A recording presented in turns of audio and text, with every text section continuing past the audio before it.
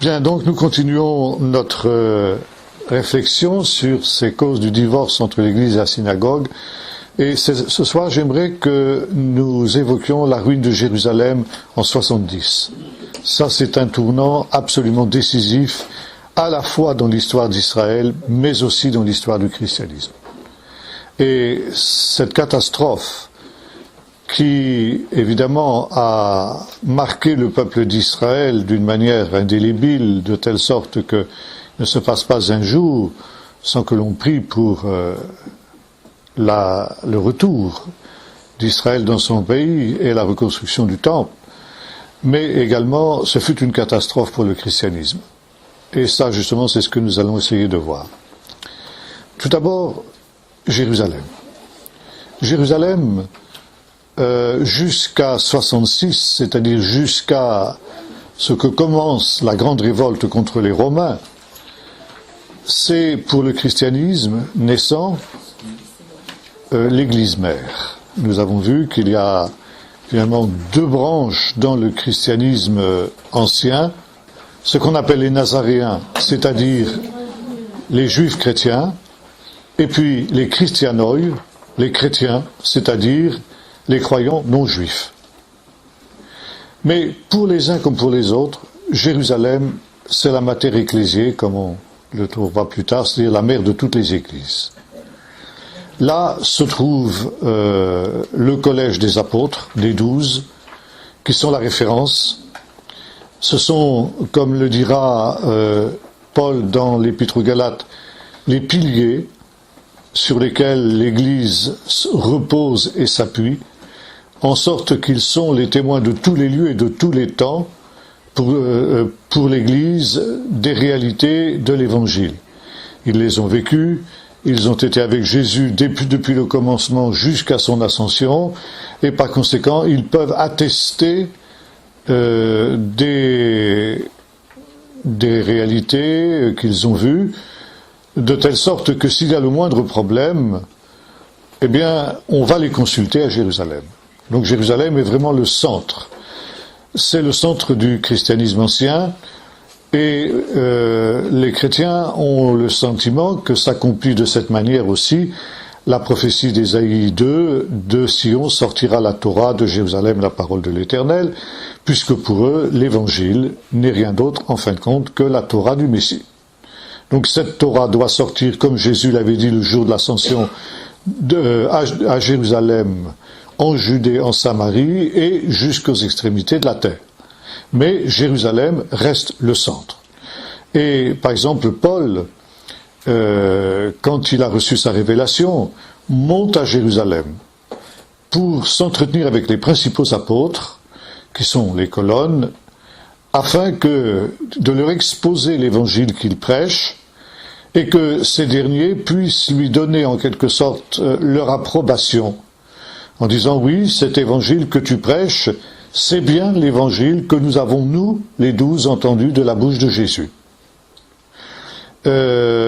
C'est à Jérusalem que se trouvent également les frères de Jésus. Et il y a finalement trois catégories de gens importants dans l'église de Jérusalem. D'abord, bien sûr, les apôtres, qui sont les fondements. Deuxièmement, les frères. Et troisièmement, les anciens. Et la dernière fois, quand nous avons parlé du conseil de Jérusalem, il y a un problème qui se pose dans l'église.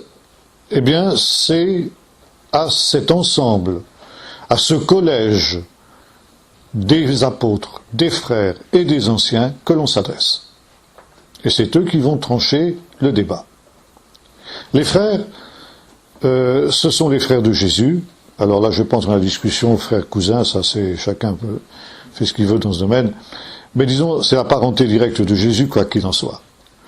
Et notamment, dans les sources anciennes, nous apprenons que le frère aîné de Jésus, Jacques, dit le mineur, pour le distinguer du fils de Zébédée, va être le responsable de l'église de Jérusalem.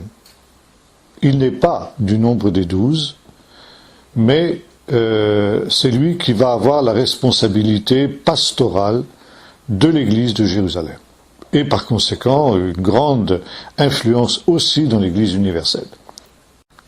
Les sources anciennes, y compris les sources juives, par exemple, l'historien juif Flavius Joseph nous parle de ce Jacques-là, en nous disant que c'était un homme d'une très très grande piété.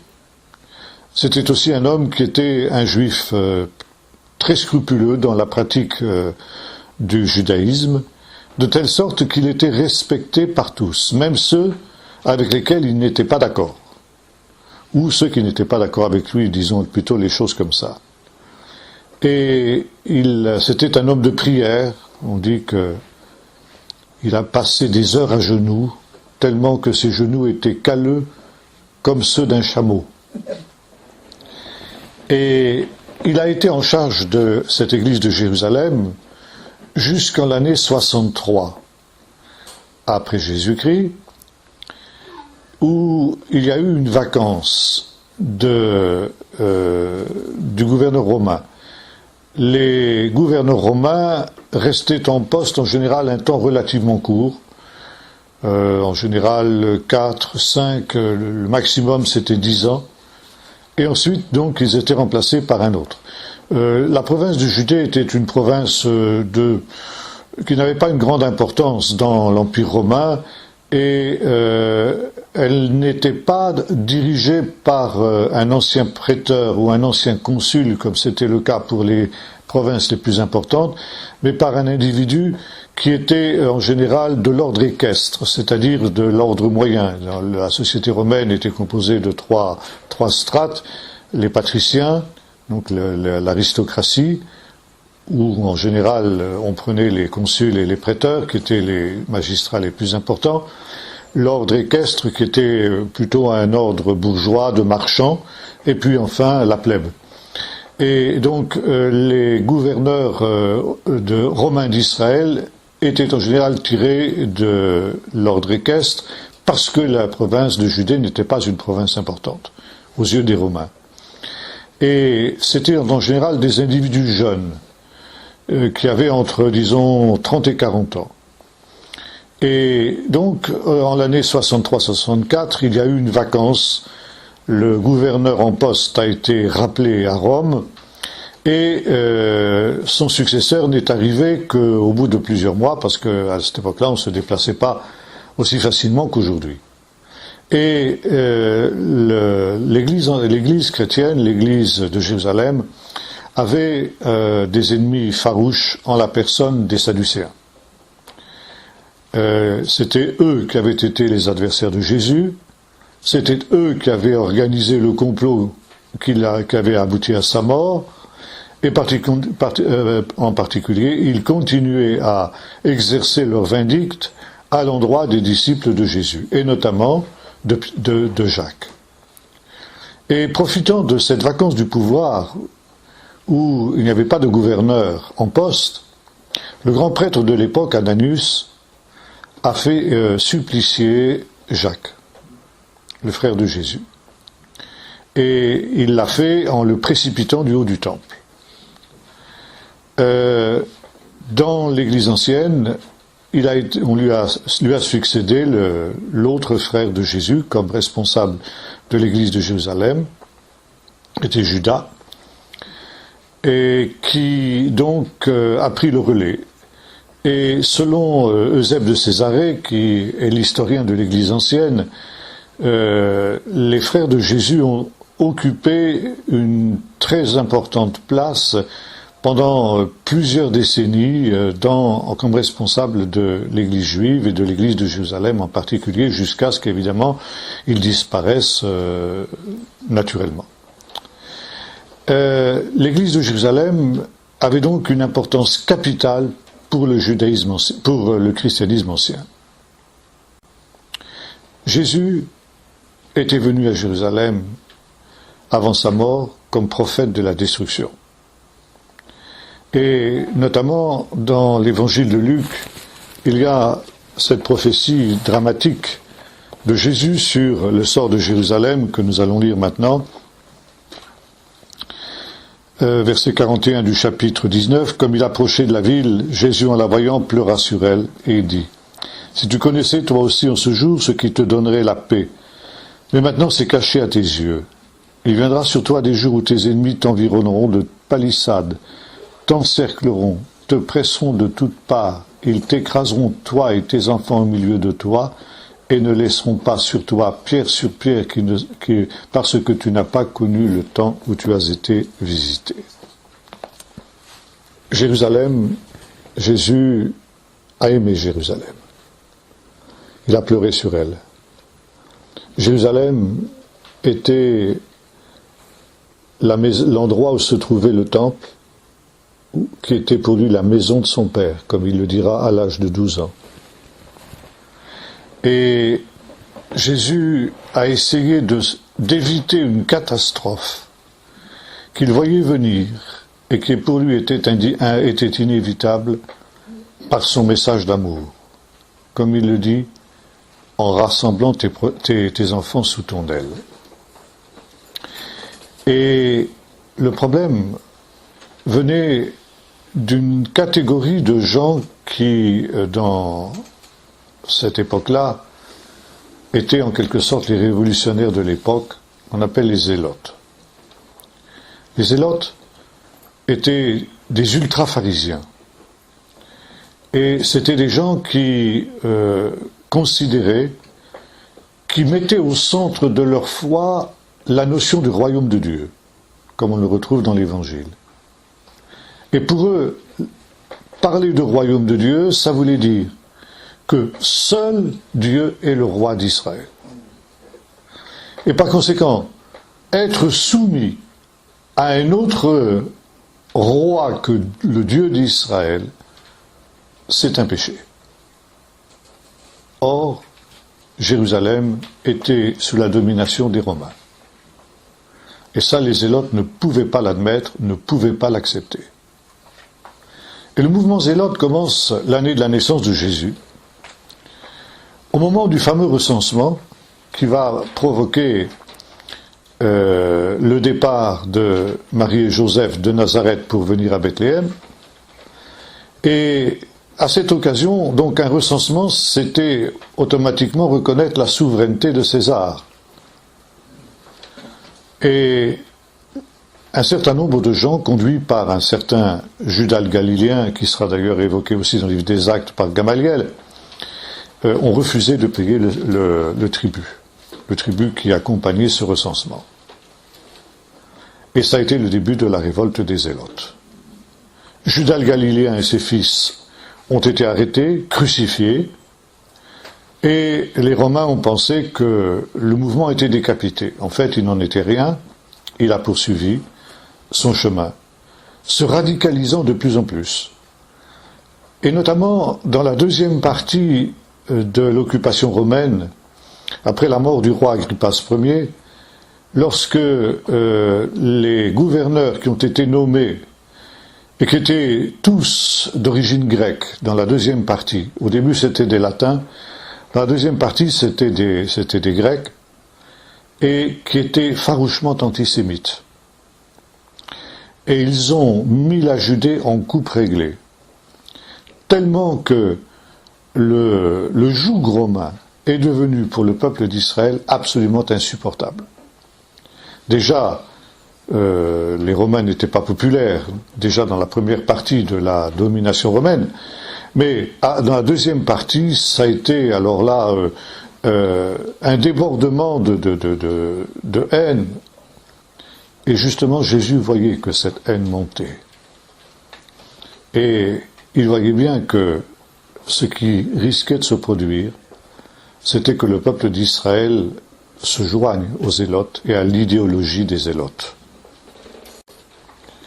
Or, l'idéologie de Zélotes était basée essentiellement sur la haine de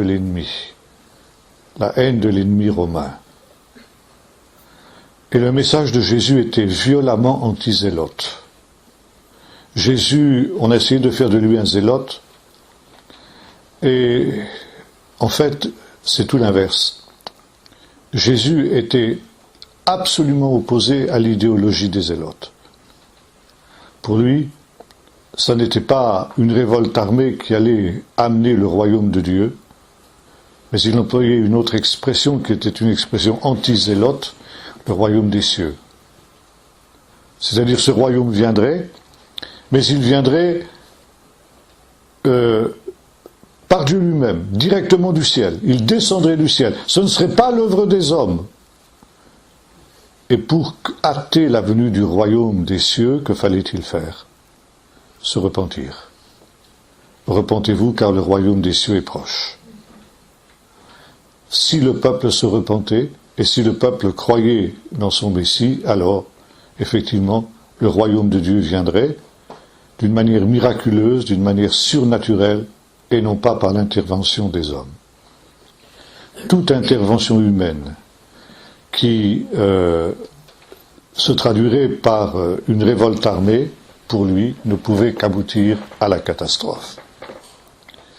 Et quand Jésus entre dans Jérusalem le jour des rameaux, il est bien conscient que le sort de la ville est scellé parce que finalement le peuple est en train de se rallier à l'idéologie zélote. Pilate, gouverneur de l'époque, était d'un des pires gouverneurs que la Judée ait jamais connu. Il est d'ailleurs, paradoxalement, celui qui est resté le plus longtemps en poste. Il est resté en poste une dizaine d'années. Et son administration a été tellement pénible qu'elle a été marquée par de nombreuses révoltes, qui ne sont pas évoquées dans le Nouveau Testament, si ce n'est par allusion, par exemple une révolte des Samaritains, mais a été marquée par des problèmes énormes jusqu'au moment où le peuple d'Israël n'en pouvant plus, on a envoyé à Rome une délégation pour demander que Pilate soit rappelé. Et Pilate a fini ses jours à Vienne, en France, au sud de Lyon, dans des conditions assez dramatiques d'ailleurs. Bon, ça c'est un autre problème. Et donc ici Jésus annonce que puisque on veut une solution humaine du problème avec Rome, eh bien, ça va se terminer tragiquement. Et Jésus pleure sur Jérusalem à cause de cela. Maintenant, il y a un autre texte aussi très intéressant que nous allons lire dans l'évangile de Luc, toujours, au verset 26. C'est Jésus qu'on emmène au supplice. Comme ils l'emmenaient, ils prirent un certain Simon de Cyrène qui revenait des champs, et ils le chargèrent de la croix pour qu'il la porte derrière Jésus. Une grande multitude du peuple et de femmes le suivaient. Celles-ci se frappaient la poitrine et se lamentaient sur lui. Jésus, se tournant vers elles, leur dit : « Filles de Jérusalem, ne pleurez pas sur moi, mais pleurez sur vous et sur vos enfants. Car voici les jours viendront où l'on dira : heureuses les stériles, heureuses celles qui n'ont pas enfanté et celles qui n'ont pas allaité. Alors on se mettra à dire aux montagnes : tombez sur nous et aux collines couvrez-nous, car si l'on fait cela au bois vert, qu'arrivera-t-il au bois sec ? » Voyez-vous, ici, la ruine de Jérusalem a été considérée par les chrétiens non juifs comme un jugement à cause de la crucifixion de Jésus. Et c'est justement un point qu'il nous faut éclaircir. Est-ce que, effectivement, il en est bien ainsi ? Est-ce que la Bible le considère bien ainsi ? Bon, je viens d'évoquer brièvement les circonstances historiques qui ont amené à cette révolte. Le peuple d'Israël, poussé à bout, finalement, rejoint les Zélotes qui, depuis des dizaines d'années, préconisaient une révolte armée.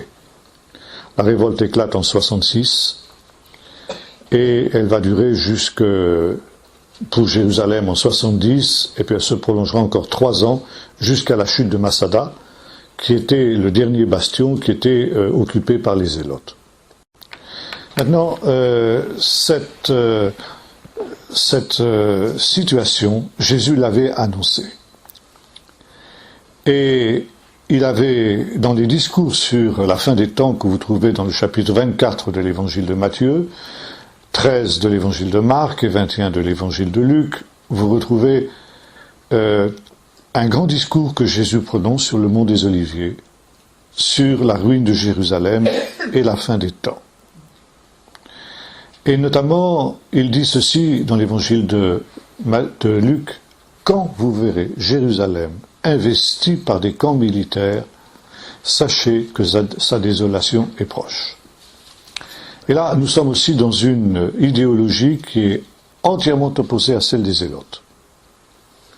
Les Zélotes étaient bien conscients que le petit peuple juif ne pouvait pas humainement tenir tête à l'immense empire romain.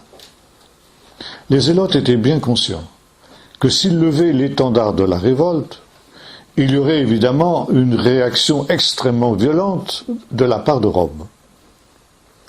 Mais les Zélotes comptaient sur un certain nombre de prophéties, notamment les prophéties de Zacharie 12 et de Zacharie 14, qui annonçaient une grande guerre eschatologique à la fin des temps, où toutes les nations monteraient contre Jérusalem.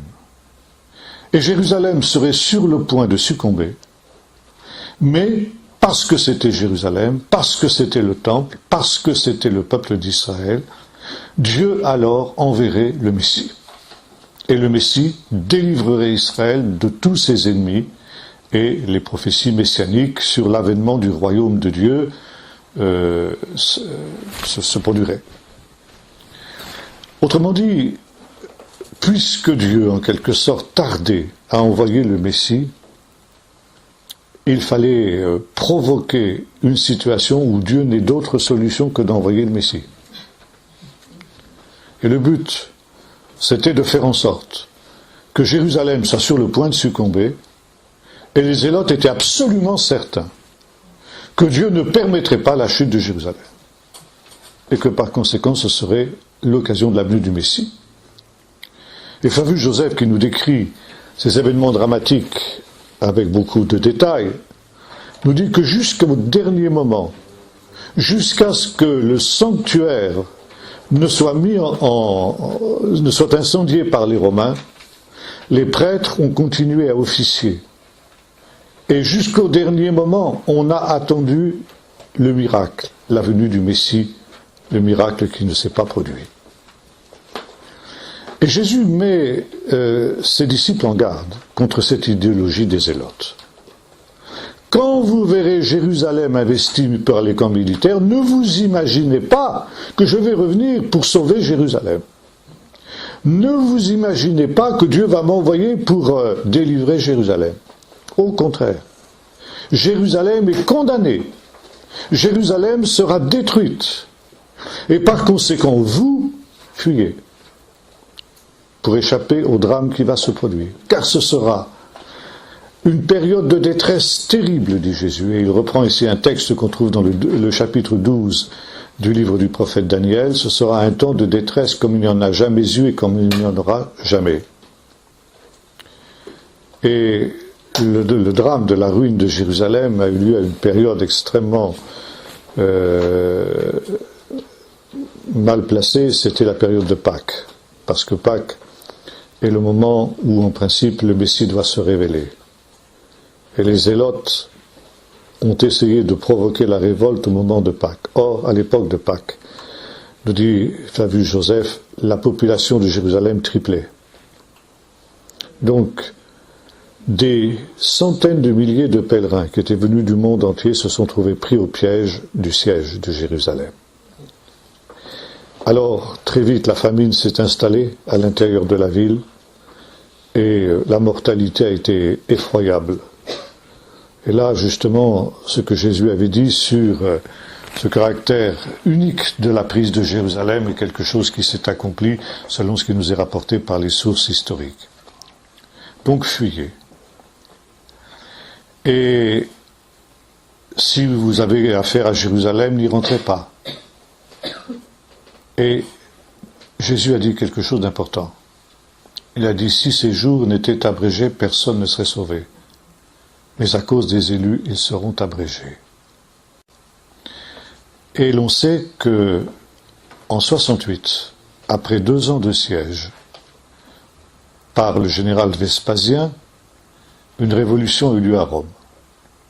L'empereur Néron a été assassiné et le trône de Rome, le trône impérial, s'est trouvé vacant. Et les légions d'Orient qui étaient en train d'assiéger Jérusalem ont proclamé leur général Vespasien imperator, empereur. Et Vespasien a levé le siège de Jérusalem pour marcher sur Rome avec ses légions afin de s'emparer du trône impérial, parce qu'il y avait des rivaux évidemment aussi qui le convoitaient. Donc, pendant plusieurs mois, une guerre civile a fait rage à Rome pour la succession de Néron, jusqu'à ce que finalement Vespasien parvienne à ses fins et, après avoir éliminé ses rivaux, il s'empare du trône impérial. Et pour les Zélotes, cet événement a été comme une véritable intervention divine. Dieu combat avec nous, ont-ils déclaré. La preuve, c'est que les Romains sont partis d'une manière absolument miraculeuse. Eusèbe de Césarée, historien de l'Église ancienne, et d'autres sources également de l'Église ancienne, nous disent que l'Église de Jérusalem avait vécu cette première partie du siège. Et lorsque le siège a été levé, eh bien, un grand débat a eu lieu au sein de l'Église de Jérusalem. Une partie de l'Église a pris fait et cause pour ce que pensaient les Zélotes. C'est une délivrance divine.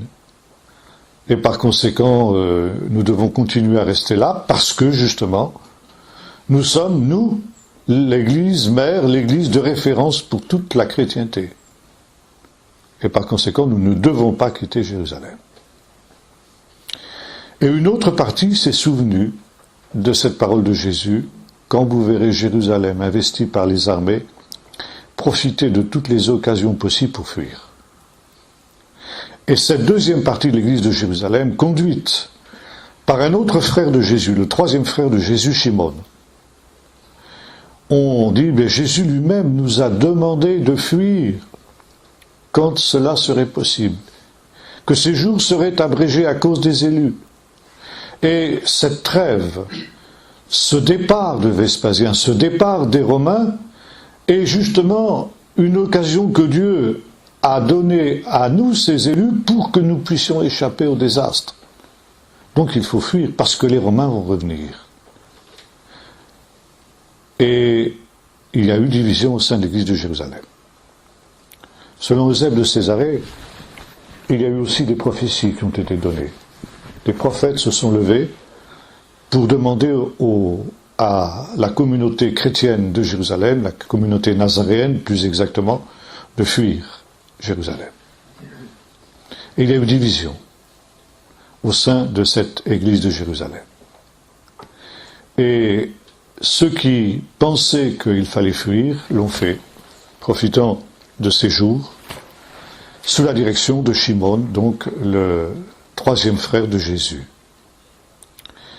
Et ils se sont rendus en Jordanie, de l'autre côté du Jourdain, en Transjordanie, dans une ville appelée Péla.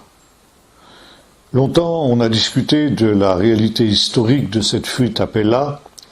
Est-ce que c'est une légende ou est-ce que c'est une réalité? Mais on a retrouvé effectivement les traces de cette communauté dans cette ville de Péla dernièrement, si bien que maintenant, la fuite à Péla ne fait plus le moindre doute parmi les spécialistes.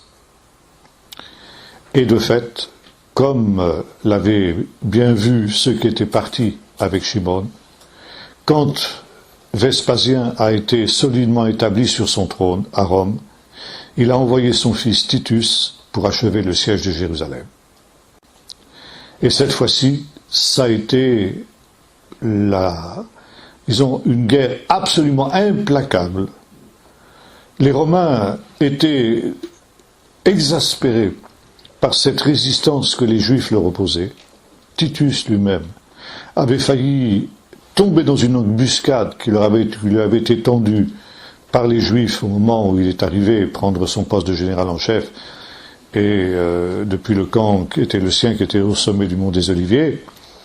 Il faisait une reconnaissance au nord de la ville lorsque il n'a dû son salut qu'à sa propre vaillance les Juifs avaient tendu une embuscade. Donc, il y avait une destruction systématique. Et Flavius Joseph, qui était un pro-romain, enfin un personnage ambigu en tout cas, bon, on discute de savoir qui était véritablement Flavius Joseph, raconte une chose qui est absolument invraisemblable.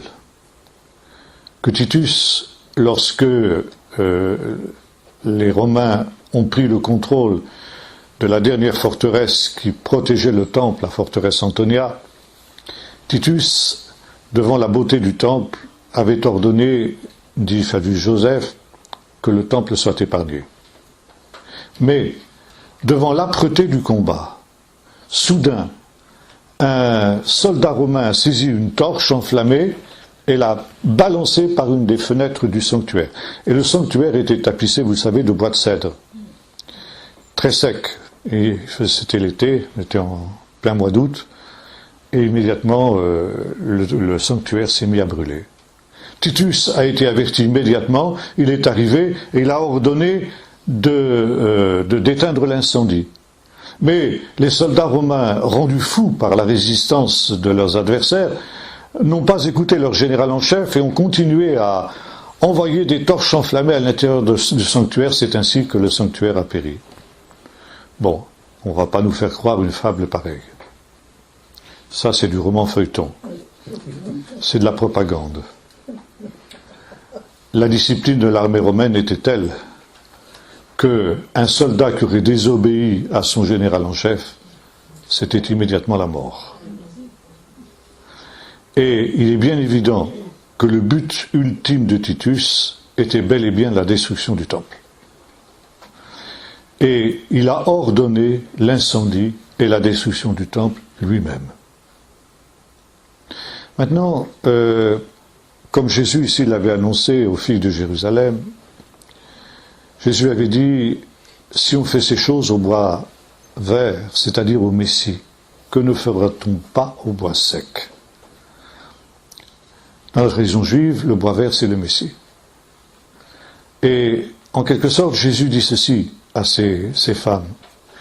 Ce que l'on me fait à moi, le Messie, ce que les Romains me font à moi, parce que c'est les Romains, eh bien, dans une génération, c'est vos enfants qui subiront ça.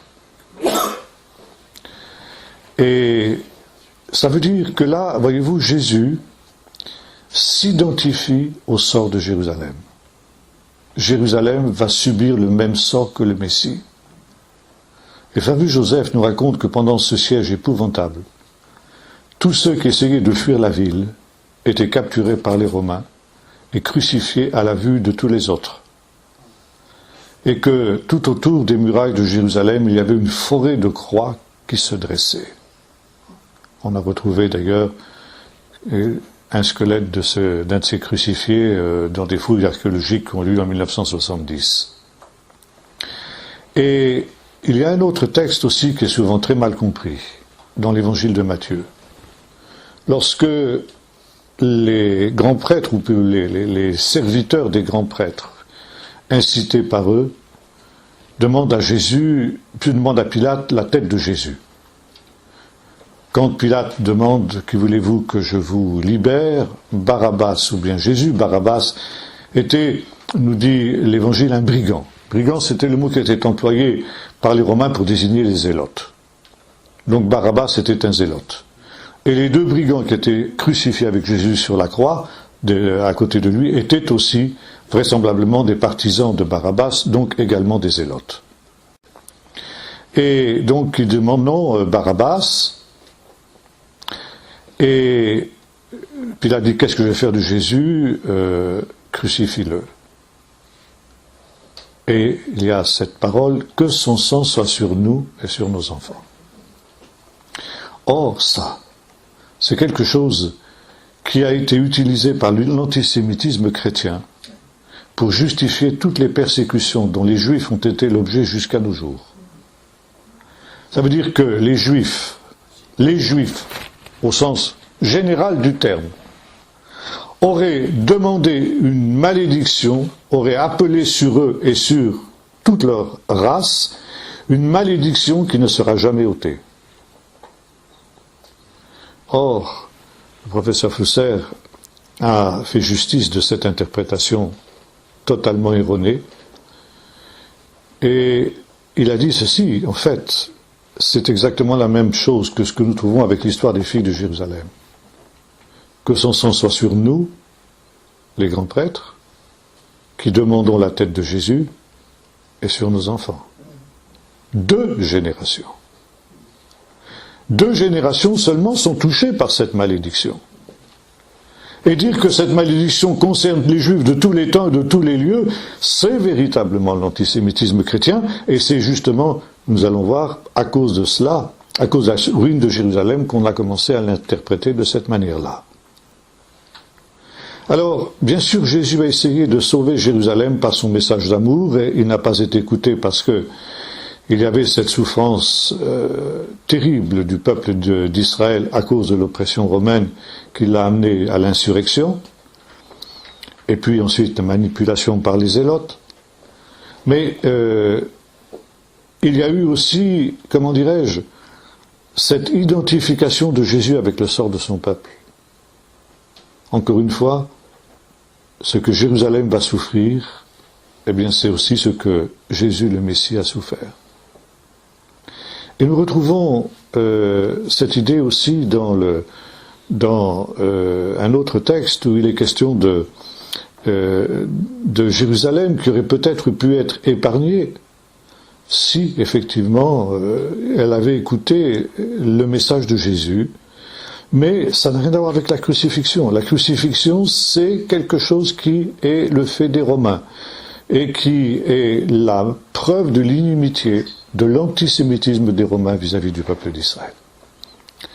Maintenant, en 1967, après la réunification des 2 Jérusalem, après la guerre des 6 jours, le professeur Nachman Avigad a entrepris des fouilles dans ce qu'on appelle le quartier hérodien, c'est-à-dire dans le quartier juif de la vieille ville de Jérusalem. Et là, il a découvert des choses tout à fait intéressantes à ce sujet-là, et notamment ce qu'on appelle la maison brûlée. La maison brûlée. La maison brûlée. Le quartier hérodien était le quartier de l'aristocratie des grands prêtres sadducéens.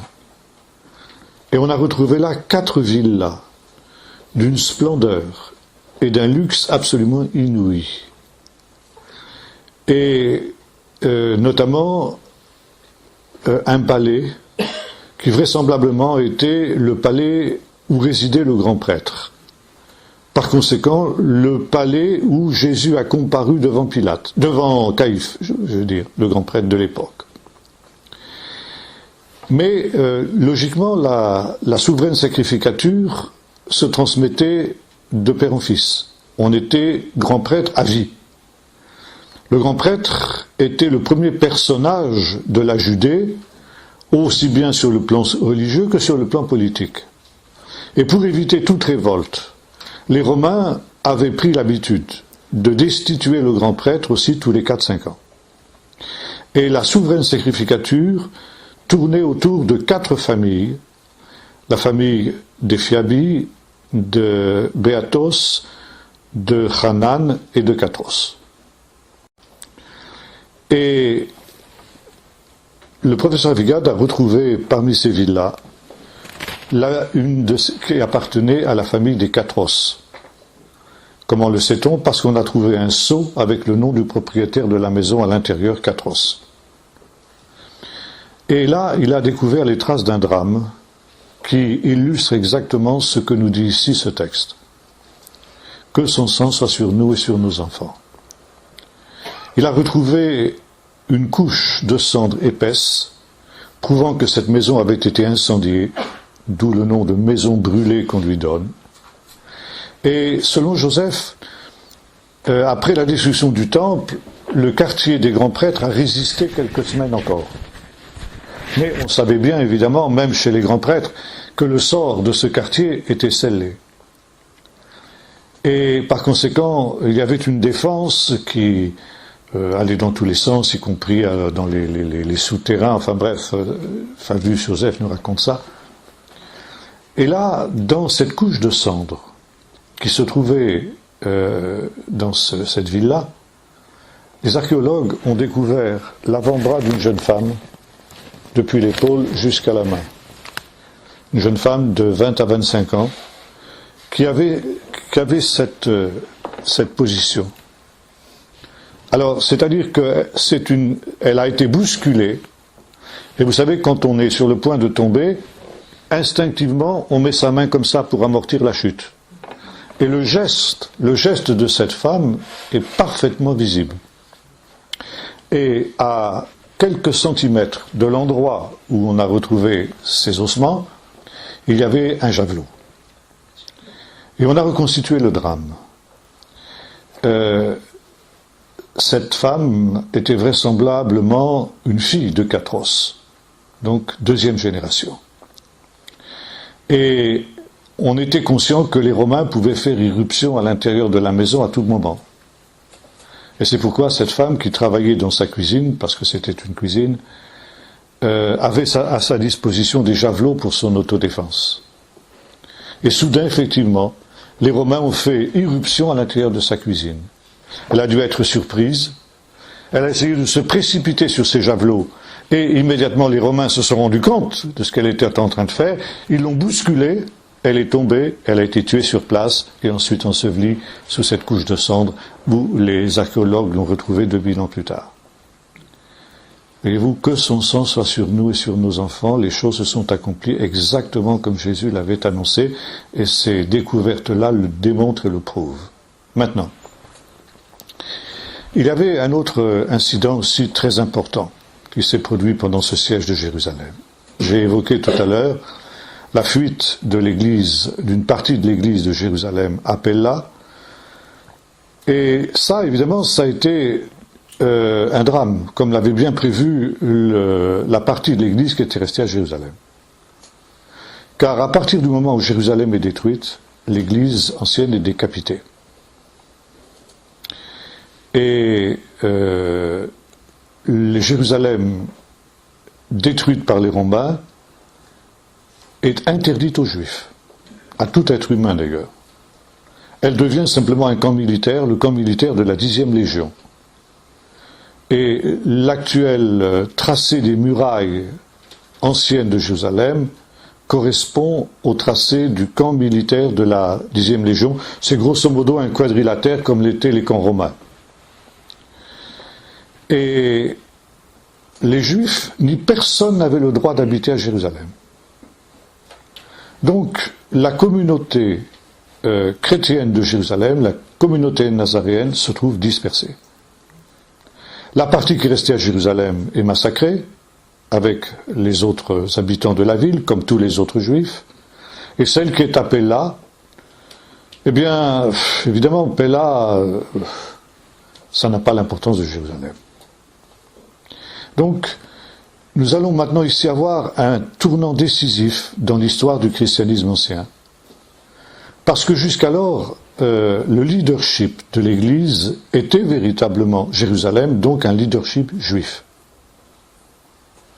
À partir du moment où Jérusalem est détruite, et où par conséquent le christianisme ancien est décapité, la question du leadership va se poser.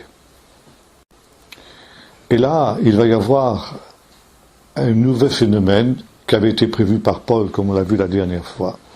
C'est qu'entre-temps, le nombre des non-juifs qui ont cru en Jésus est devenu tel qu'ils sont devenus majoritaires.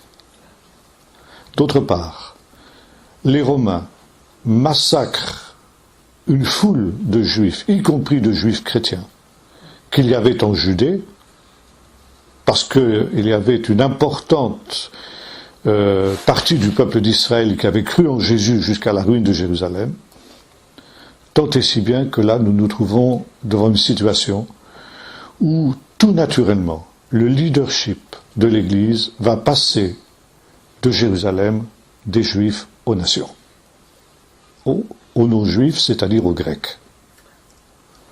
Et là évidemment il va y avoir quelque chose de tout à fait nouveau.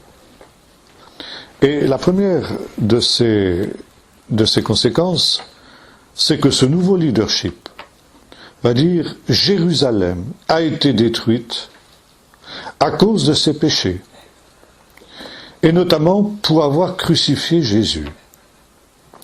Et l'idée du déicide commence à poindre à partir de ce moment-là comme conséquence de la ruine de Jérusalem.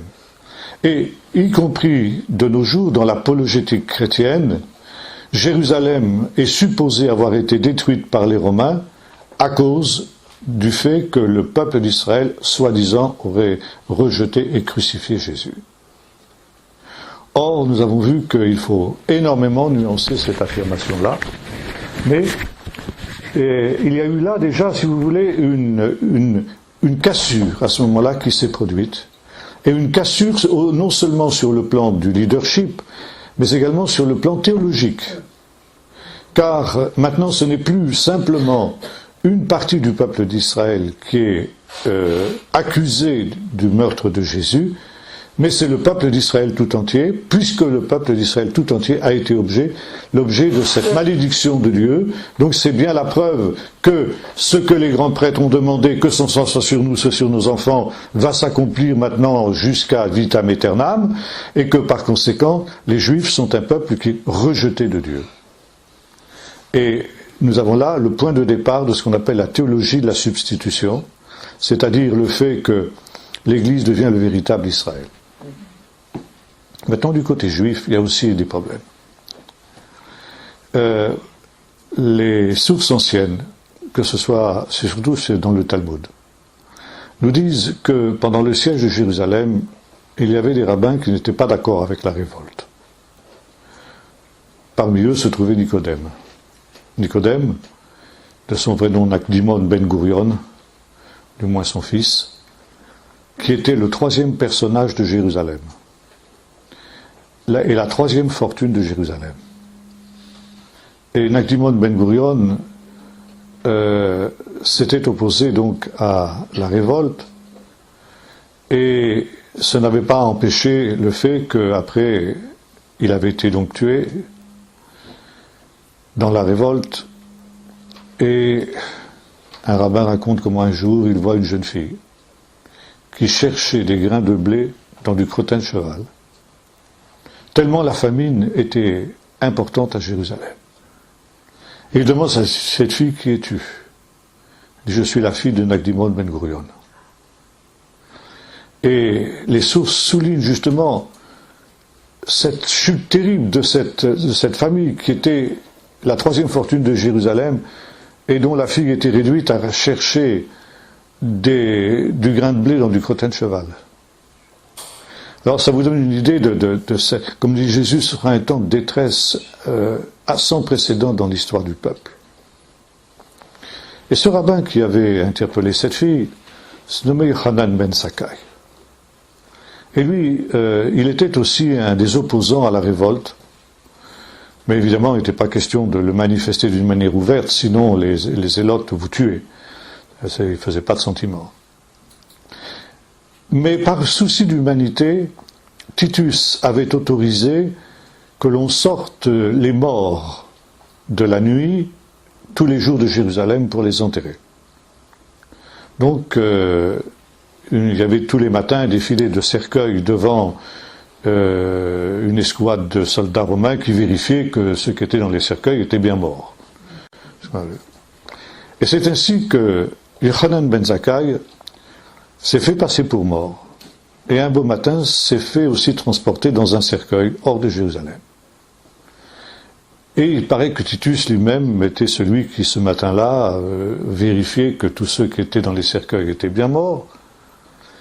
Et quand il est arrivé devant l'empereur, Yochanan ben Zakkai s'est levé. Et il a interpellé l'empereur et il lui a dit ceci, c'est une phrase qui est très célèbre, que tous les enfants apprennent à l'école, « Donne-moi Yavné et ses sages ». En gros, il lui a demandé ceci, il lui dit, voilà, je te propose un marché. Jérusalem est anéantie sur le plan politique. Bon. Moi, j'étais contre cette révolte. Par conséquent, je n'ai rien à voir. Par contre, Je te demande simplement d'épargner une petite ville qui se trouve aujourd'hui au sud de Tel Aviv, qui s'appelle Yavne, et permets que j'aille là-bas avec quelques sages pour qu'après la ruine de Jérusalem et après la destruction de la Judée, nous puissions reconstituer le judaïsme sur un plan uniquement religieux. Et Titus le lui a permis. Et c'est ainsi que, après la chute du temple, en 70, Yavne, cette petite ville tout à fait insignifiante, est devenue l'endroit où s'est reconstitué le Sanhédrin. Le Sanhédrin sous la direction de ce rabbin, qui était un rabbin pharisien, qui s'appelait Yochanan ben Zakkai, avec la bénédiction des Romains.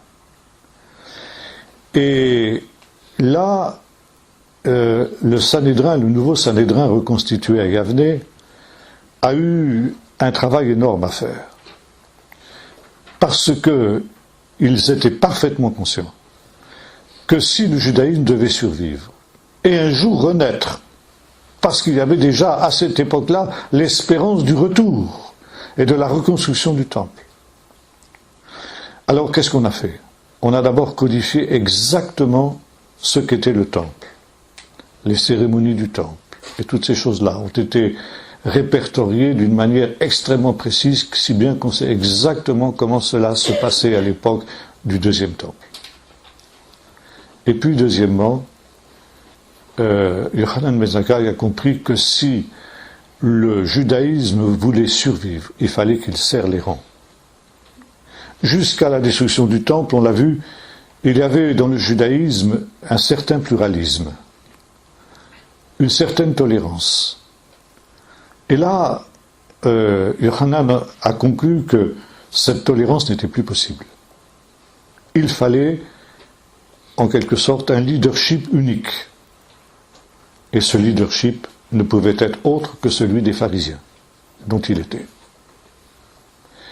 Et c'est ainsi qu'ont été éliminés tous les courants du judaïsme dans les années entre, disons, 70 et 95, où Yochanan ben Zakkai a été remplacé par un descendant de Rabbi Gamaliel qui s'appelle Rabban Shimon ben Gamaliel. Et on a éliminé les Sadducéens, on a éliminé les Esséniens, on a éliminé tous les autres courants qui sont un petit peu moins connus. Bien entendu, les Zélotes, eux, ont été anéantis jusqu'au dernier homme dans l'affaire de Masada, où ils se sont suicidés jusqu'au dernier, comme on le sait. Par conséquent, ne sont restés comme représentants du judaïsme que les rabbins pharisiens rassemblés autour de Yochanan ben Zakkai. Et par conséquent, il a fallu complètement réinterpréter le judaïsme. Car au centre du judaïsme, il y a le temple. Le temple n'existe plus. On ne peut plus offrir de sacrifices. Une grande partie du peuple prend le chemin de l'exil. Et par conséquent, il n'y a plus que peu de commandements qui peuvent être réalisés et accomplis. Et notamment, le problème numéro 1, c'est la question des sacrifices. Finalement, c'est à peu près la même question que celle que pose l'Épître aux Hébreux. L'Épître aux Hébreux, écrite peu de temps avant la destruction du temple, mais l'auteur de l'Épître prévoyait manifestement la destruction du temple quand il parlait de la fin de l'Ancienne Alliance. L'Ancienne Alliance n'est pas l'Ancien Testament, mais justement le régime des sacrifices. Et l'auteur nous dit, bien écoutez, il n'y a plus besoin de temple de toute manière, puisque maintenant nous avons un temple nouveau, qui est Jésus. Nous avons un sacrifice unique et parfait, qui est celui de Jésus. Donc le temple peut disparaître. Pour les juifs chrétiens, pour les nazaréens, la destruction du temple, théologiquement parlant, n'était pas une catastrophe. Pour les juifs orthodoxes, ça l'était. Alors comment faire maintenant qu'on n'a plus de temple? Eh bien, on va réinterpréter en disant, à la place des 3 sacrifices quotidiens, on va offrir des prières. La prière va remplacer les sacrifices. Même chose pour les fêtes. On va réinterpréter le respect des fêtes en fonction de ces données nouvelles qui sont celles de l'exil. Par exemple, pour le jour du Shabbat, le vendredi soir, les rabbins disent ceci, la table de famille représente l'autel qu'il y avait dans le temple. Et de la même manière que dans le temple, on offrait tous les jours une offrande de 3 produits du pays de Canaan, le pain, le vin et l'huile. De la même manière, on mettra sur la table du Shabbat le pain, le vin et l'huile. Et jusqu'à aujourd'hui, c'est une pratique qui se poursuit dans le judaïsme orthodoxe. Ça veut dire qu'il y a une réinterprétation du judaïsme qui se fait en fonction de la situation nouvelle, qui est celle de l'exil. Ce qui veut dire que le judaïsme actuel n'est pas le judaïsme que celui que Jésus et les apôtres ont connu avant la destruction du temple.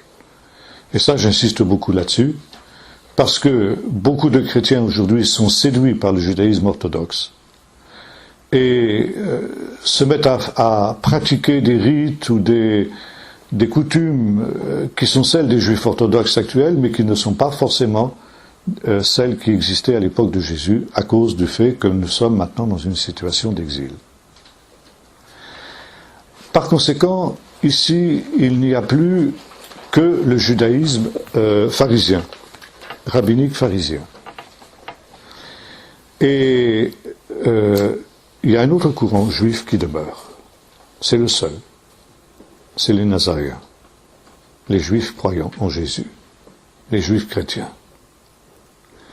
Et là, le judaïsme officiel, le judaïsme orthodoxe, le judaïsme pharisien de Yavne va chercher aussi à éliminer ce courant, parce que c'est un courant hétérogène dans ce judaïsme qui est en principe réunifié autour de la Torah.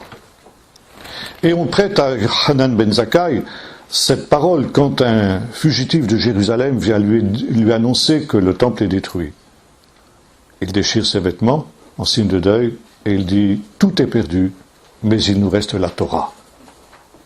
Et par conséquent, tout va être recentré, tout va être réinterprété à partir de la Torah. Mais le judaïsme de l'exil est une réinterprétation de la Torah qui souvent est assez loin du texte original, tout simplement parce que on ne peut pas faire autrement, les circonstances l'exigent. Et là, il va y avoir non seulement l'opposition de l'Église des non-juifs par rapport au peuple d'Israël, mais il va y avoir opposition du judaïsme orthodoxe contre l'Église en général et l'Église juive en particulier. Ce qui pose problème aux rabbins, ce n'est pas tant l'Église des non-juifs. Ça, ils s'en fichent. Ce qui est un problème pour les rabbins, c'est les juifs qui croient en Jésus.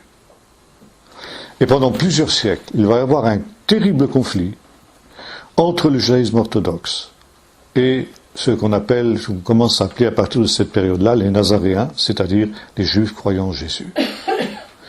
Et nous allons avoir ici 2 branches qui vont se développer sortant du même tronc, du judaïsme d'avant la destruction du temple, mais qui vont grandir, se développer en opposition l'un à l'autre, en réaction l'un contre l'autre.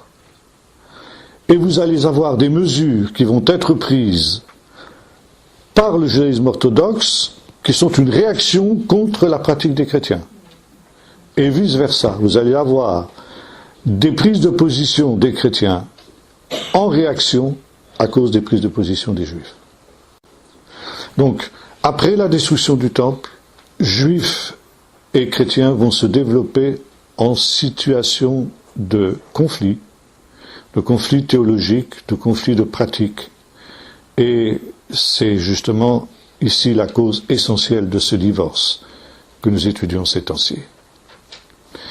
95, Yochanan ben Zakkai a été remplacé par Rabban Shimon ben Gamaliel, qui lui est très anti-chrétien, très anti-nazaréen en tout cas.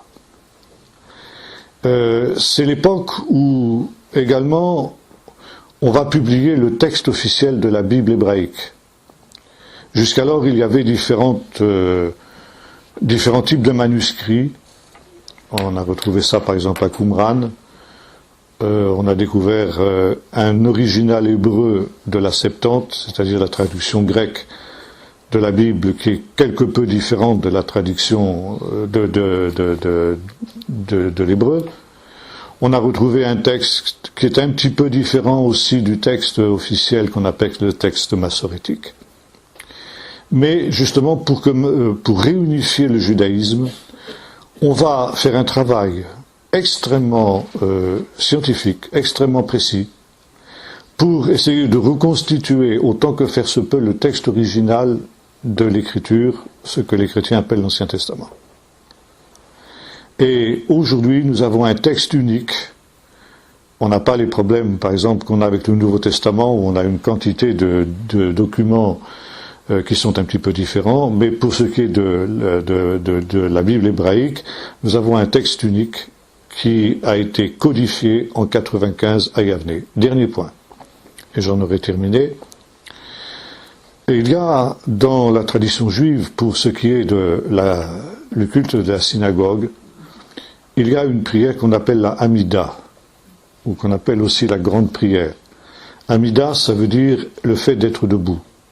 C'est une prière que l'on prononce debout et en général à voix basse. On ne la prononce pas d'une manière explicite. Et cette prière porte aussi le nom de 18 bénédictions. Ce sont 18 bénédictions par lesquelles on bénit le Seigneur. Et à partir de 95, à partir de Rabban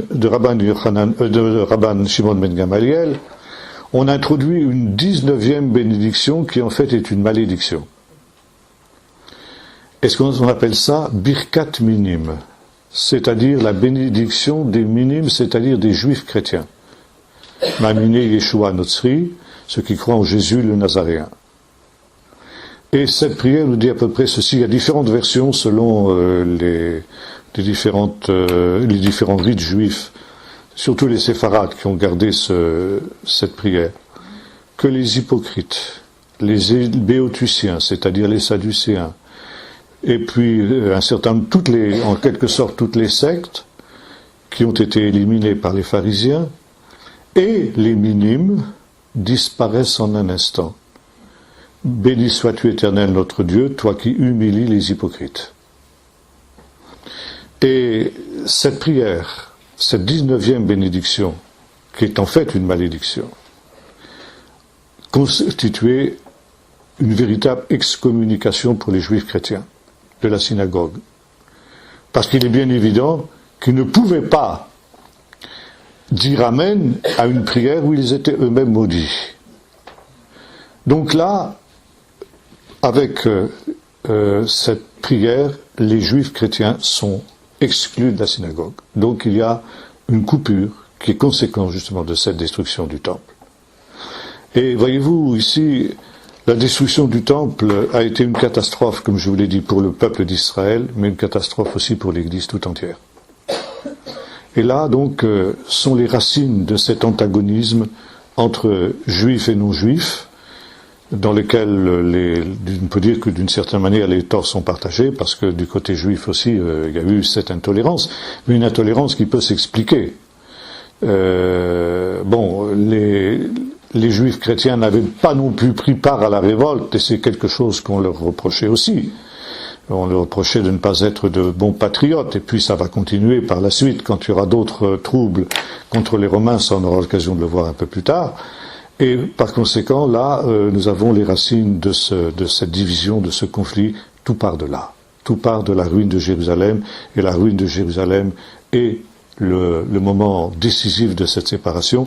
Peut-être qu'on pourrait dire aussi que maintenant, le retour de Jérusalem, le retour du peuple juif à Jérusalem est l'occasion de mettre fin à cette division qui a commencé à ce moment-là, et de repartir dans un dialogue qui ne sera plus un dialogue de conflit, de confrontation, mais au contraire de compréhension et puis de réconciliation.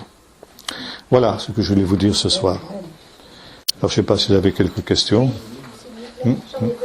Alors, Anne-Marie. Oui, tout à l'heure tu nous as parlé de Zacharie 12 et Zacharie 14. Notamment, il se fiait à Zacharie 14 pour dire que le Seigneur allait intervenir. Et quand on voit la description de ce qu'il y a dans Zacharie 14, c'est une guerre nucléaire. Oui, bien sûr, bien sûr. Oui, bien sûr, tout à fait. Donc c'est plutôt pour nous, ça. C'est plutôt pour nous. C'est pour ça que Jésus dit, attention, ce ne sera pas encore ce moment-là.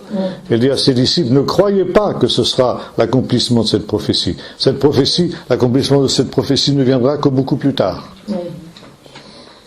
Et ma deuxième question, c'est, tu as dit qu'ils ne pouvaient plus être dans le temple, donc ils avaient pris l'habitude de prier 3 fois par jour. Oui. Mais c'était aussi ce que faisait Daniel quand il était à Babylone. Voilà. On s'est servi de cet exemple-là justement pour arriver à cette conclusion. Ah, donc, mais Daniel était quand même... Oui, il y avait des antécédents bibliques.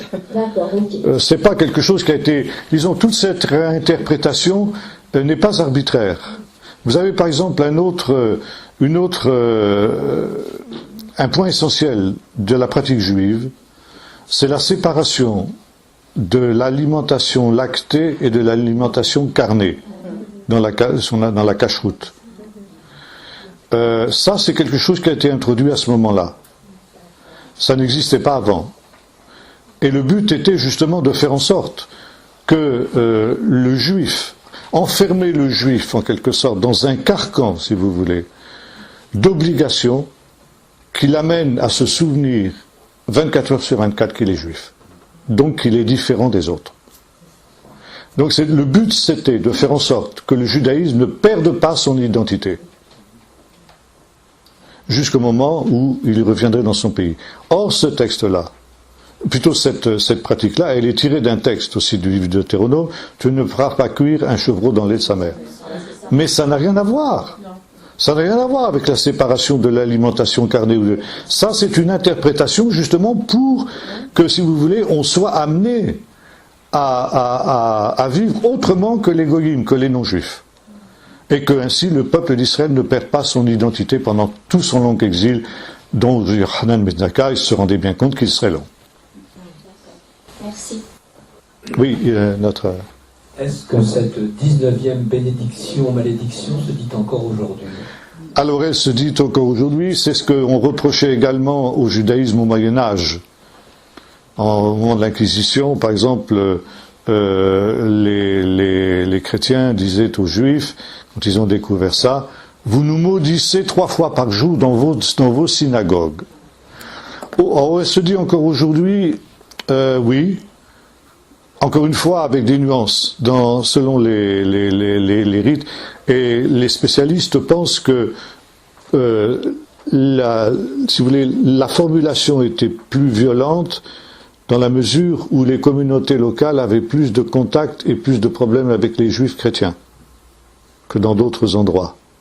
Et aujourd'hui, on considère que les juifs orthodoxes considèrent que les minimes, c'est un mot général pour tous les hérétiques. Ils considèrent, on n'est plus en quelque sorte. D'ailleurs, c'était pas tant encore une fois la grande Église, c'est-à-dire l'Église non juive, qui était l'objet de cette malédiction, que les juifs qui croient.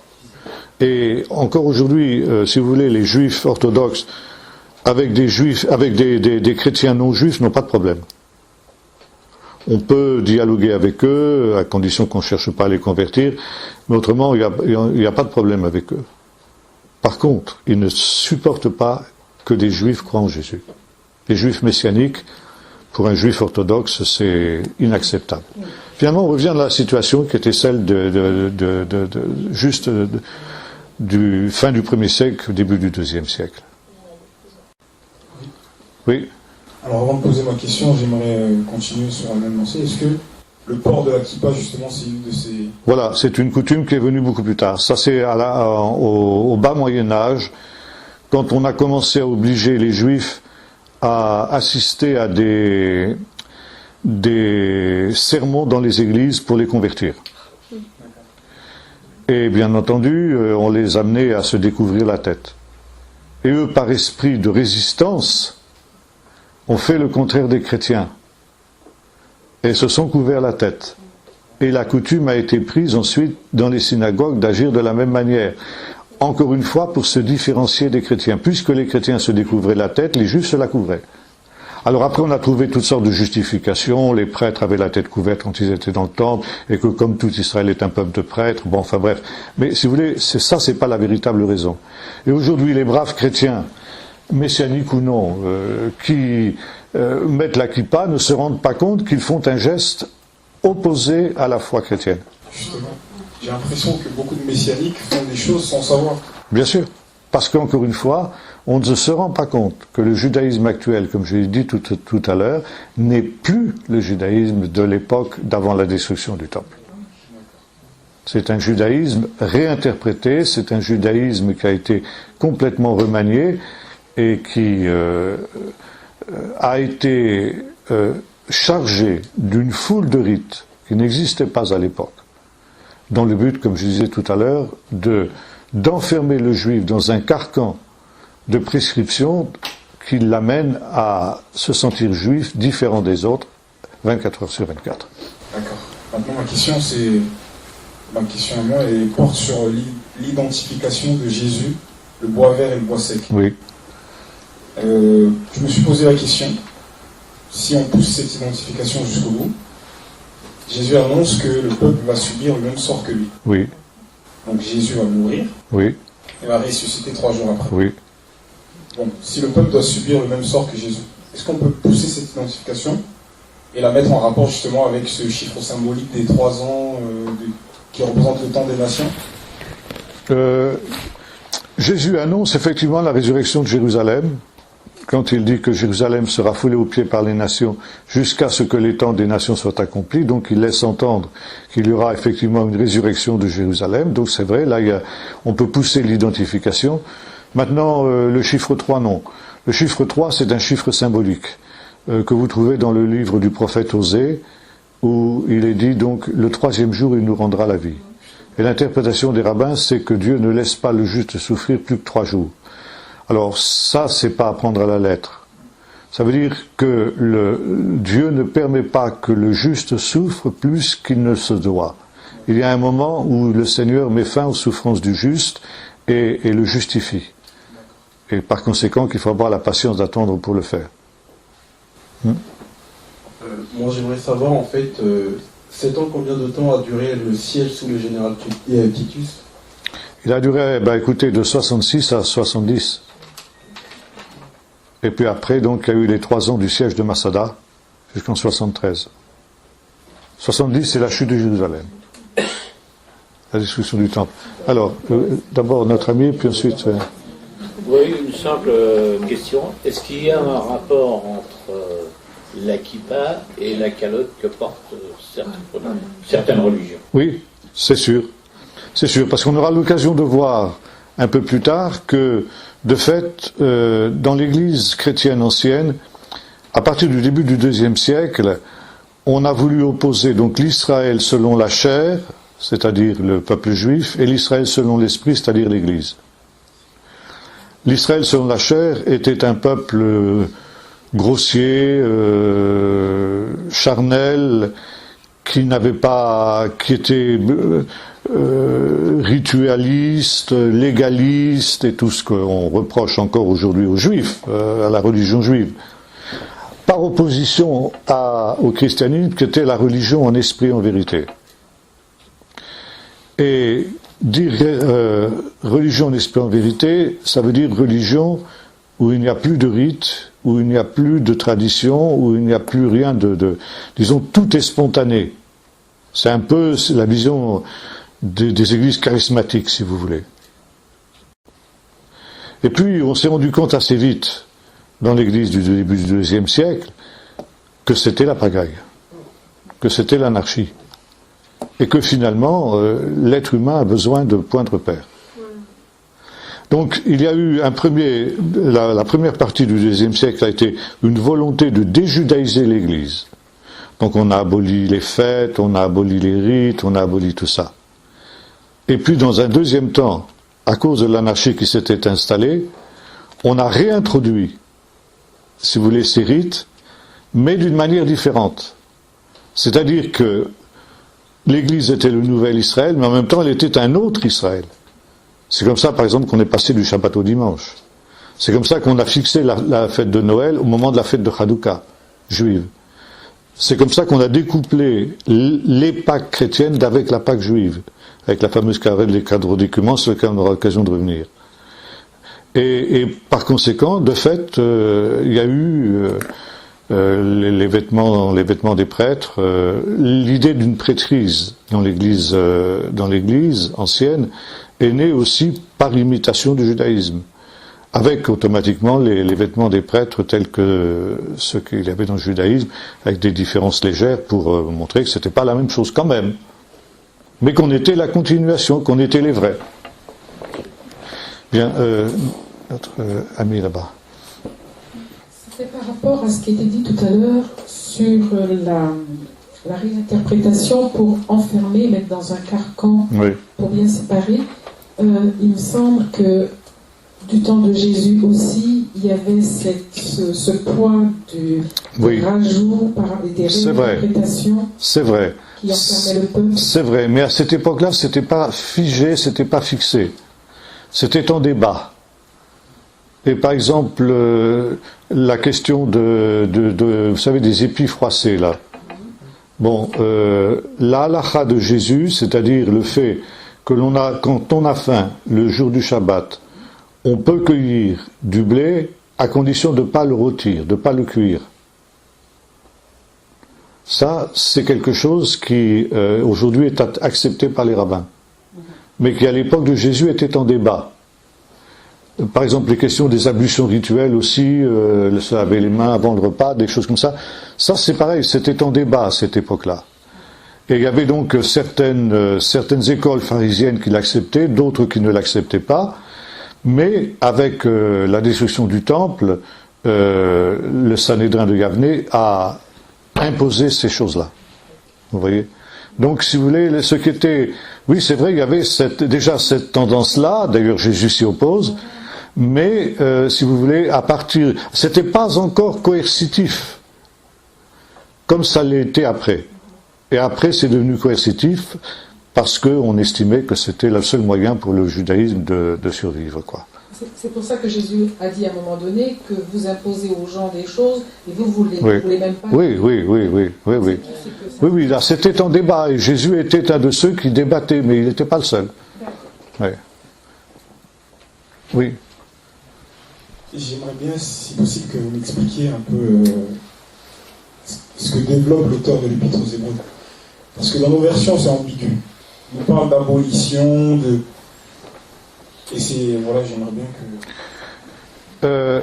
Je pense pas que le mot abolition soit forcément tout à fait juste. C'est plutôt un dépassement.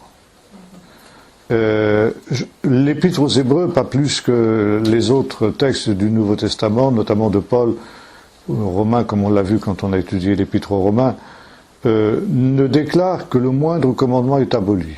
D'ailleurs, Jésus l'interdit. Il dit, il ne disparaîtra pas un seul iota, un seul trait de lettre de toute la Torah. Mais il y a un dépassement. C'est-à-dire que, comme le dira l'apôtre Paul aux Colossiens, ces choses-là étaient l'ombre des choses à venir, mais la réalité est dans le Messie. Donc maintenant, nous avons la réalité. Ayant la réalité, il y a relativisation de ce qui était l'ombre. Et l'Épître aux Hébreux nous montre que le rituel des sacrifices en particulier, ce qu'il appelle l'ancienne alliance, et notamment le rituel du Kippour, sur lequel il s'arrête longuement. Le rituel du Kippour a été pleinement réalisé par Jésus. Et donc, ça rend caduque tout ce qui était la préfiguration de ce sacrifice de Jésus. Et par conséquent, à l'époque où l'Épître aux Hébreux a été écrite, tous les gens lucides étaient bien conscients que les jours de Jérusalem étaient comptés. Et justement, l'Épître aux Hébreux prépare des Juifs croyants en Jésus, vraisemblablement d'anciens Esséniens d'ailleurs, d'après le professeur Yadin, à accepter cette idée de la disparition du temple sans en être traumatisés. Puisque maintenant la réalité est arrivée dans la personne de Jésus, l'ombre peut disparaître sans que ça cause de problème. Et c'est un peu une sorte de prophétie. Oui, il y a une dimension prophétique, bien sûr. Oui, c'est près de disparaître, oui, c'est sûr. On a d'ailleurs chez Joseph l'a vu, il nous raconte l'histoire d'un individu qui s'est produit quelques années avant la destruction du temple et qui donc, je ne sais pas s'il s'appelait pas Yohanan, quelque chose comme ça, qui traversait les rues de Jérusalem en annonçant la ruine de Jérusalem et du temple. Et évidemment, les gens lui lançaient des pierres et tout, mais il continuait imperturbablement, paraît-il, à annoncer cette catastrophe. Et il a continué jusqu'au moment du siège. Et donc, malheur à Jérusalem, c'était malheur à Jérusalem, malheur au temple. Et pendant le siège, il continuait à annoncer cela, alors que les zélotes croyaient à la délivrance, comme on l'a dit, jusqu'au moment où il s'est écrié « Malheur à moi », et à ce moment-là, une flèche l'a transpercé, et il est mort, d'après ce que nous dit Joseph. Yohanan ben Zakkai aussi avait annoncé cela. Quelques années, une génération, nous dit le Talmud, avant la destruction du temple, donc ça correspond grosso modo à la mort de Jésus, le voile du temple s'est fendu en deux et les portes du temple se sont ouvertes. Et ça a été considéré comme un événement exceptionnel. Le voile du temple, c'était pas un tissu de nylon, c'était un gros truc, de plusieurs centimètres d'épaisseur. Et les portes aussi, c'était pas n'importe quoi, les portes du temple. Et donc, c'est Yohanan ben Zakkai qui a interprété cet événement en prenant un texte de Joël, je crois, où il est dit ceci: Liban, ouvre tes portes et que le feu dévore les cèdres du Liban. Et il a dit ça, c'est une prophétie sur la destruction du temple. Quand les portes du temple, appelées Liban, ça vient de la racine lavan en hébreu, ce qui signifie blanc. Pourquoi le temple est-il appelé Liban? Parce qu'il rend blanc ce qui est noir. Donc il blanchit le péché, c'est son but. Mais quand les portes du temple seront ouvertes, alors c'est que le feu va dévorer les cèdres du Liban, et c'est ce qui s'est passé au moment de la destruction du temple, quelques années plus tard. Bien, une dernière question. Oui, vous avez parlé du retour des Juifs à Jérusalem, donc aussi des Juifs nazaréens. Que pensez-vous de cette initiative qui s'intitule Vers un second concile de Jérusalem, et qui est intéressant puisqu'il met en scène une association au départ avec 6 juifs messianiques et 6 chrétiens des nations, et avec l'idée que les chrétiens des nations pourraient accueillir leurs frères juifs messianiques et les reconnaître ou les rétablir dans leur... Je pense que là, le but est parfaitement louable, c'est évident. C'est ce que Paul a préconisé dès les chapitres 9, 10 et 11 de l'Épître aux Romains, c'était ça son but. Justement que quand les chrétiens des nations seraient majoritaires et par conséquent auraient le leadership de l'Église, ils fassent une place à leurs frères juifs messianiques, pour les appeler comme ça, qui sont finalement la racine et qui sont le noyau de l'Église. Ça, c'est vrai que le retrouver aujourd'hui dans le monde chrétien, c'est quelque chose d'essentiel, c'est sûr. Est-ce que ça va être un retour à un leadership peut-être de Jérusalem? Ça, j'en doute. J'en doute. Je ne sais pas si on arrivera à des choses comme ça. Je pense que non. Ça m'étonnerait. D'ailleurs, le mouvement messianique est encore trop embryonnaire pour pouvoir prétendre jouer un rôle de ce type-là. Je ne sais pas exactement quels sont les plans de Dieu par rapport à ce mouvement, mais non, je crois que là, c'est trop tôt, en tout cas. Il y a quand même on voit bien beaucoup de ministères qui partent de là-bas, et qui viennent aussi enseigner, on voit bien une nouvelle. Oui, bien sûr, mais ça touche quand même une petite minorité de l'Église. Pardon ? Ils sont quelques dizaines, je dirais. Ah oui, mais combien il y a de millions de chrétiens dans le monde ? Oui. On est encore loin du compte. Hein. On n'y est pas encore. Non, on n'y est pas encore. Peut-être, espérons, oui. Allez, une dernière question là. Notre frère aura le mot de la fin. 2, alors bon, allez. Moi j'aimerais savoir en fait, puisqu'on voit il y a justement des juifs qui sont un peu dispersés, et on nous parle d'une autre révolte qui se passerait en 135 avec Bar Kokhba. Ça je vous en parlerai plus tard. Et c'est vrai que ça a été une autre cassure. Ça a été une autre cassure. Ces 2 révoltes juives ont été des tournants décisifs dans les relations entre juifs et non-juifs. Ma question, ça porte sur toute autre chose. C'est que j'aimerais savoir quelle est la pensée juive, biblique, En fait, on entend des enseignements dans la chrétienté sur l'âme, le corps et l'esprit. Oui. Et parfois, j'ai l'impression d'entendre de la philosophie. Alors, l'esprit a été régénéré, l'âme doit être restaurée. Oui, ce sont des questions complexes. Ce sont des questions complexes. Je ne peux pas rentrer là-dedans ce soir parce qu'on serait trop loin. Je crois qu'il faut qu'on reste un peu sur notre sujet. C'est vrai que là, bon, vous avez toute une théologie qui mérite d'être revue dans le christianisme par rapport à ces notions-là, mais je ne peux pas rentrer là-dedans ce soir. J'ai trouvé, c'est dans Zacharie 11, 1, Liban ouvre tes portes et voilà. dévore tes cèdres. Voilà, c'est ça. Et il y a aussi une allusion comme ça, encore plus loin, avec, c'est quand il y a tous les fils de Gédéon ont été tués, et il y en a un qui dit, enfin celui qui est resté, qui arrive. Oui, Jotam. Parle aussi du Liban. Oui, mais là, je crois que c'est un peu différent. Si vous voulez, ce qui est intéressant, c'est l'interprétation que Hanan Ben Zakkai a donnée de ce texte comme une prophétie sur la destruction du temple qui devait intervenir quelques années plus tard, quoi. Voilà, bien. Eh bien, rendez-vous, Dieu voulant, donc en septembre pour la suite. Et là, on parlera des premières persécutions qui ont été aussi un moment assez décisif dans ce domaine-là.